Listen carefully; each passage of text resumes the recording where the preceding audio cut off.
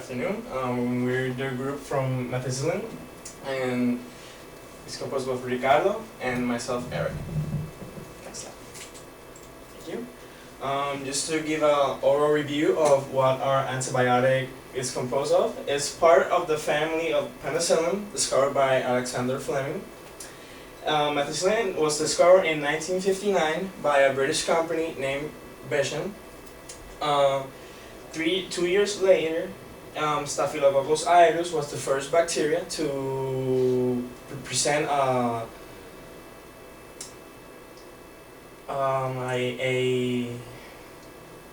resistance, thank you, to methicillin, and which Ricardo later is going to talk a little more. And the molecular structure of methicillin is carbon 17, hydrogen 20, nitrogen 2, oxygen 6, and sulfate. Next slide, please. Here we have the molecular structure of methicillin.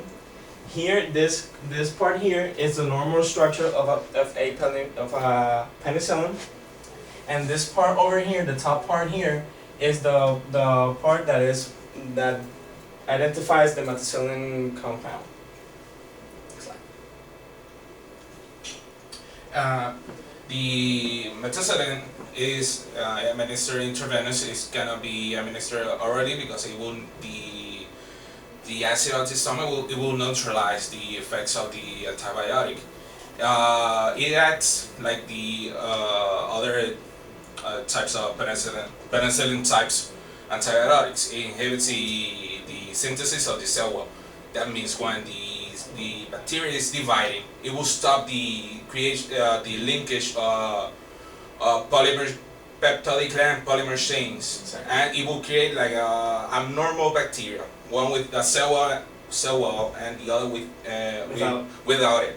And due to the nature, because of the bacteria, one cannot have a half with cell wall and the other won't. It will die. Will naturally die. But it only inhibits the cell wall. Like it says, it does not allow the transpeptide 2 enzymes to bind.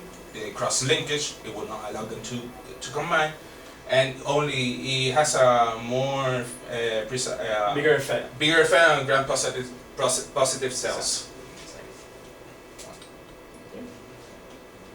1961, the first cases of methicillin-resistant bacteria was discovered in Great Britain. This is interesting because on 1959 it was the year that methicillin was created, and 2 years later there were bacteria already making resistance. So it didn't have commercially it didn't have a good effect on patients since they were getting infected with methicillin-resistant bacteria. It didn't have a great the big effect that scientists want to have. A good effect on the patient, so they had to make cocktails of methicillin and other antibiotics in order to treat patients. So, and it was first discovered in 1969. Then there were cases worldwide around 1980s. There are two types of MRSA, which is methicillin-resistant Staphylococcus aureus. The first one, hospital-acquired MRSA, which is less virulent, but higher to treat, more difficult to treat, and has a higher toxicity, in which that toxicity causes more damage to the patient. But community-acquired MRSA, it can be more virulent but easier to treat to patients.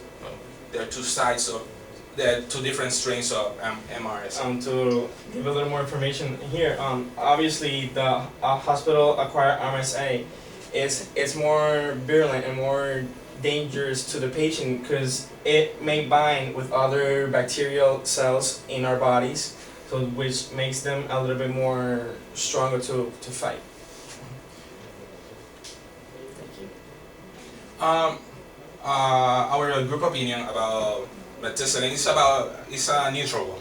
It's only antibiotic that it was short-lived. Didn't have a great span of years in the business. But there's another side of opinion. It is about MRSA, which really brings a question: how we are really treating our patients. Are we doing the right thing to treat our patients and stop bacteria developing resistance to it? Because it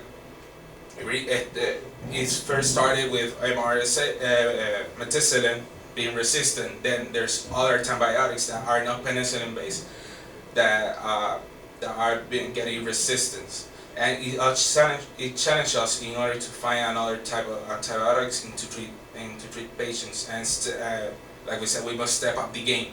Exactly. Because or we're gonna lose this battle, which is very important. We are depending on the research scientists to allow better treatment of patients. Thank you. And this bullet here is for me like really important thought, because it brings up a question of what's more important.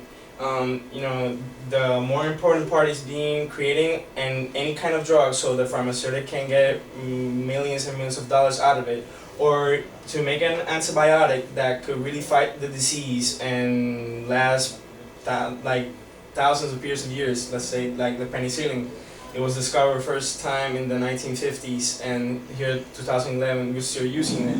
So it's a good drug that was produced, but like our antibiotic methicillin, just only 2 years of good use. Then now we have to have like 3 antibiotics, 2 methicillin, so we can fight that bacteria.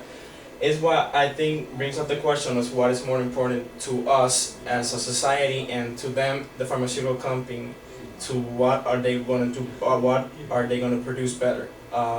Small drug for them to get millions real quick, or to produce a good drug for us and give us a better state of life.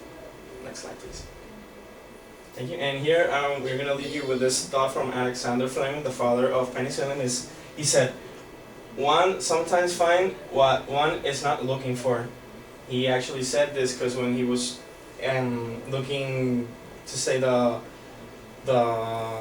molecular form of penicillin, what he found was something that he really didn't expect it to find in his research. That's it for our presentation. Thank you all. Thank you.